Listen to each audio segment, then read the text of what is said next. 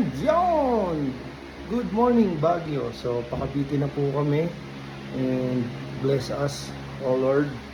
Kapatid, na-experience ko yung saya na kasama ang family. So na-experience ko rin yung negative at positive, disadvantage at advantage. Ang tawag sa ganito is reset button.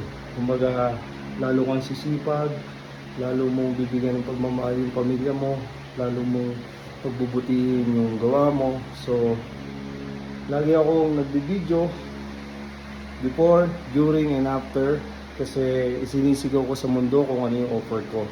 Pasensya na kayo kung puro video yung laman, food trip, vlog, family, iba-iba yung algorithm. Sa akin kasi in-enjoy ko na lang yung vlog FB platform, yung nagsisilbing memories, data, kumbaga nandyan na lahat. Tapos kung mapapansin nyo, every year nagkakaroon ng memories. Ang nagkakaroon ng memories is nadi-differentiate mo ngayon siya kung may pagbabago ba, meron bang improvement sa buhay na nagaganap, meron bang pagbabago, nag-i-innovate ba, nagkakaroon ba ng learning, di ba? Kagaya ngayon, no?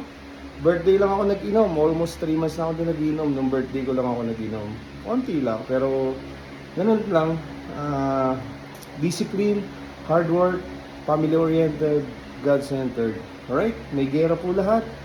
Ingat po sa lahat. And work hard, save, and always innovate. Better than yesterday. So, Cavite, pagdating, tattoo na tayo. Alright? Thank you, Lord. And who's next?